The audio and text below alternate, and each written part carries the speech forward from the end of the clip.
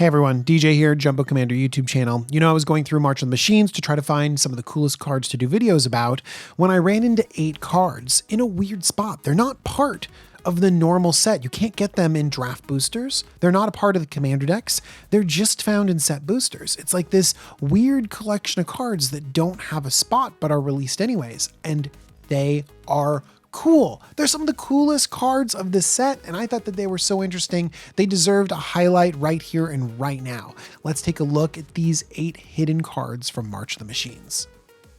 All right, so of the 8 cards, 5 are in a cycle, and there are 3 outliers. Let's talk about the first one, which is Begin the Invasion. X white, blue, black, red, green. For a sorcery, search your library for up to X battle cards with different names, put them onto the battlefield, then shuffle.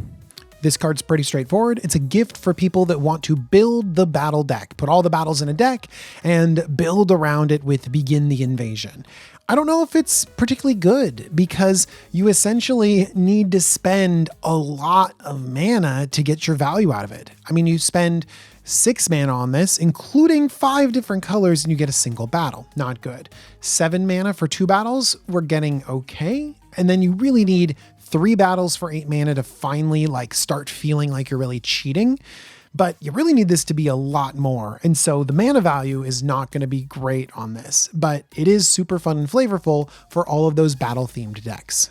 Next up, we have Infernal Sovereign. 4 black for a 6/6 demon with flying trample, and it makes you skip your draw step. Whenever you play a land or cast a spell, you draw a card and you lose 1 life.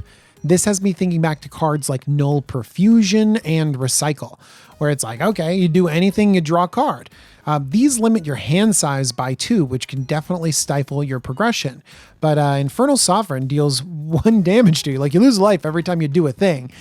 So you could go off a lot, trust me. If you're having any doubts, just look at how many similarities it holds to Yawgmoth's Bargain, a card that is banned in Commander, considered too good, and probably is too good. Infernal Sovereign doesn't give you as much control as Yawgmoth's Bargain, and is a little bit more easy to interact with being a creature, but come on, if we're even flirting with banned cards, I mean, then we know that this is going to be powerful. But it's pretty slow. It's a 6-drop. So I'm going to want to draw 3 cards. When I get to 4 cards, I think that this is feeling really good. Anything above that, and this has become busted. So if you decide to play this card, keep that in mind and see if it performs in your playgroup. Next up is Fireman Commando. 3 and a white for a 4/3 Flying Angel Soldier. Whenever you attack with 2 or more creatures, draw a card. Whenever another player attacks with 2 or more creatures, they draw a card if none of those creatures attacked you. This is actually one of my favorite cards of the set. I love it. It's a 4-powered flyer for 4 that gives you card draw. It's got relevant creature types like Angel and Soldier, and it's got this fun commander politicking thing about it, which means that yes, you're going to give your opponent some advantage, but that's okay because you're in white and you want to turn creatures sideways and you want to get that velocity and you want everyone else to be able to lower life total too. So other people swing another direction. I really like the way cards like this play. I don't think it's super busted. People aren't going to need to kill this. Like Infernal Sovereign, people are going to feel like they need to kill it and you're a threat. Fireman Commando, they're going to be like, oh yeah, you're doing attack and things. White needs to draw cards. We'll attack each other too. And honestly, I think it'll turn out in your favor. All right, next we have the Talent Cycle. It's a very interesting set of cards. I'm going to go from least mana cost to most mana cost, going through all 5 colors. First up is Rowans Talent, black for enchantment aura, enchant Planeswalker. Enchanted Planeswalker has -8. Put all creature cards from all graveyards onto the battlefield under your control. Wow, a Rise of the Dark Realms. Okay. I mean, -8 is an ultimate. It adds an ultimate to a Planeswalker. That's pretty cool. Whenever a creature deals damage to Enchanted Planeswalker, destroy that creature.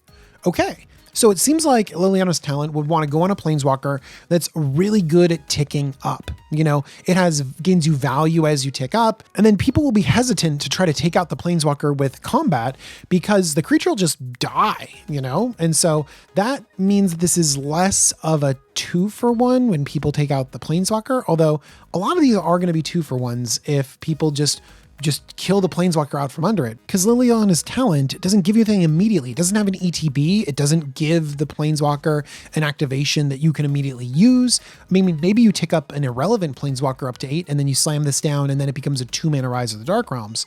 Like, I could see that, but that's a very narrow situation. I would put this on a planeswalker with the potential to get big. Think of something like Kaya Intangible Slayer, the new Kaya, where it has a +2. So you drop it down for 6 loyalty, immediately +2 it. It has hexproof, so this can't be taken out so easily. So people have to attack it to take it out. But also, Kaya has a very mediocre ultimate. Its ultimate, I'm putting it in quotes, is -3, just exile something. And so giving it a really big over-the-top ultimate like Rise of the Dark Realms that it can get to really efficiently by plussing 2, and having hexproof means that, yeah, this is going to be a good combination. I'd also think about putting it on a card like Lolth Spider Queen, which can grow really big as you put loyalty counters on it as creatures die, so it can get up to that big loyalty, and then also gives it some ability to protect itself with tokens. So you block the big creatures that would kill it, and you let the little creatures through, and then those things die, and you have a little bit more control over what happens. I'd also maybe put it on Nissa of Shattered Boughs. You know, creatures that get loyalty faster than just ticking up would be really good. This one gets loyalty by gaining landfall. Whenever land enters the battlefield in your control, put a loyalty counter on Nissa of Shadowed Boughs. So lands and fetch lands can have this ticking up really quickly, but again, not a really impactful ultimate. So giving it a big ultimate could be really powerful. Next up, we have Vivian's Talent. Amazing art on these, by the way. Look at the art on all of them and just be amazed. Okay. Vivian's Talent is 1 green for an enchantment aura. Enchant Planeswalker. Enchanted Planeswalker has +1. Look at the top 4 cards of your library. You may reveal a creature, land card from among them, put it in your hand, put the rest on the bottom of your library in a random order. Whenever a non-token creature enters the battlefield under your control, put a loyalty counter on Enchanted Planeswalker. Now, I think that is the important ability. Like, the +1 is inconsequential. Not a lot of people are going to care about that +1 because it's mimicked on a lot of other green planeswalkers. You know, hey, look for a creature land, get it, whoop-de-doo. Okay. But whenever a non-token creature enters the battlefield, you get a loyalty. Like, that is really, really good.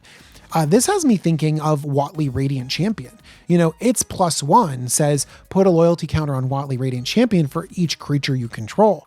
So it's this like big way to accelerate all the way up and get all the creatures on the battlefield. -8 for Watley is you get an emblem. Whenever your creature enters the battlefield in your control, you may draw a card. So in a creature-based deck, if you can combine these two together, I can see you easily getting to that ultimate, but then also cashing in when that ultimate happens. Vivian's Talent also has a little bit of a divided focus. I mean, if this is just in a deck with a lot of planeswalkers, does it also have a lot of creatures to trigger it? Or is it just in a very well-balanced deck?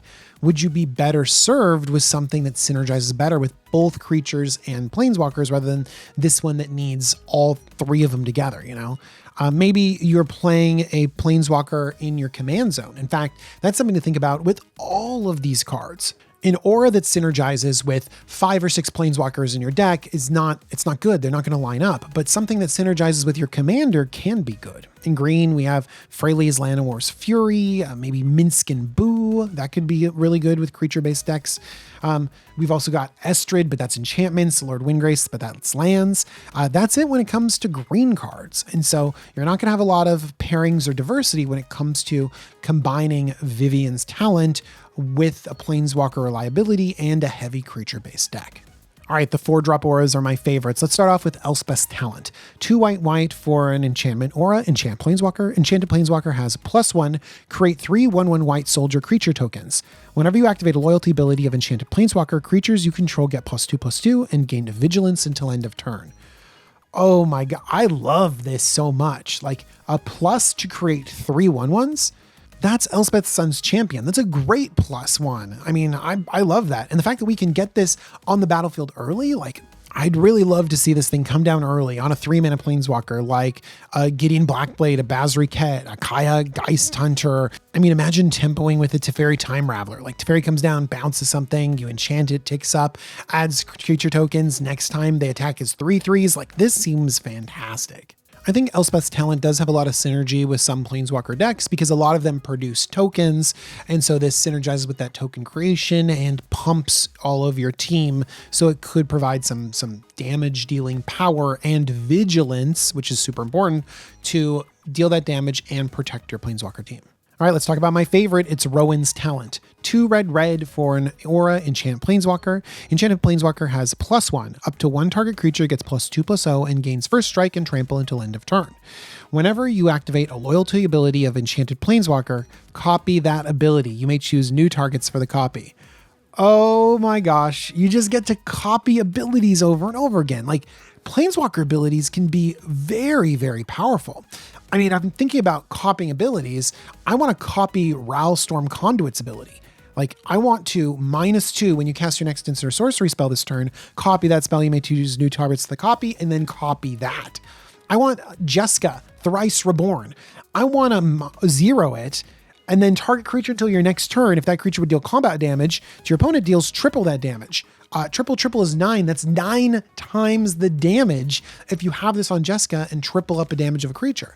Like, even little things like Chandra, Awakened Inferno, I can tick it up 2 and then put 2 of those like firing blazy counters on people. Of course, it doesn't stop there. If you ever wanted to use an activated ability on a Planeswalker, like, this just doubles it up. You get double the value. I also like that it ticks up.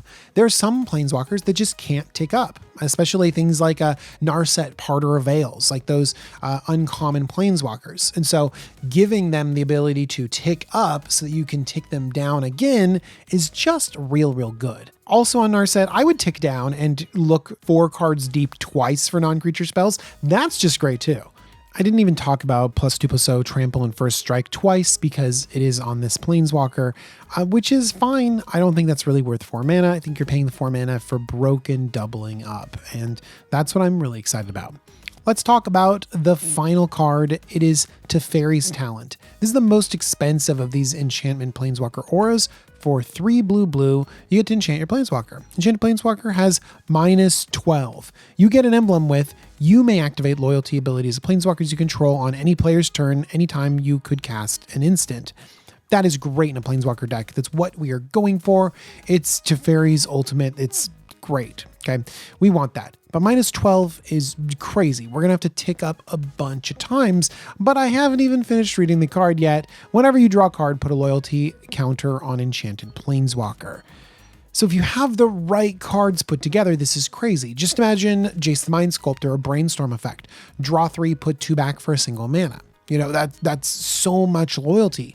Just looting is an insane loyalty, and we have lots of different cards that have us draw 2, discard 2, or draw 2, discard 1. In fact, looting, Teferi Master of Time. Draw a card, then discard a card, and you can activate Teferis on your opponent's turns. So that means that you're just like ticking up and drawing, allowing you to really just gain a ton of loyalty. 5 mana is a lot, and investing on a Planeswalker is also a big cost. But Fairies Talent is cool enough, impactful enough, splashy enough that I might try to put it on, activate a couple Planeswalkers, draw a couple cards, cast a spell, boom, try to ultimate it so that my Planeswalker deck can just go out of control and activate on every single turn in a multiplayer game. That's the over-the-top thing that I'm really excited about. So these are the 8 cards that you might have missed, not in draft boosters, not in the normal set, but in like set boosters and collector, like they're in random places. They're not in the commander decks, but they feel very commander-y, and I like that. I'm wondering why they're here and why they're hidden and why they have such good artwork on them. I'm just excited I got to share them with you, analyze them a little bit, and kind of unlock the potential of these Planeswalker synergies. If you like videos like this, please let me know in the comments. Give this video a like, a thumbs up, all that good stuff. Most importantly, I want to thank Cool Stuff Inc., where you can get all of the singles from March of the Machines. They're the sponsor of the Jumbo Commander YouTube channel. If you go over there, make sure to use the coupon code JUMBO5. That saves you 5% off your order. I also want to thank my patrons. They're amazing, but thank you just so much for watching this video. Love you guys. I'll see y'all really soon. Bye-bye.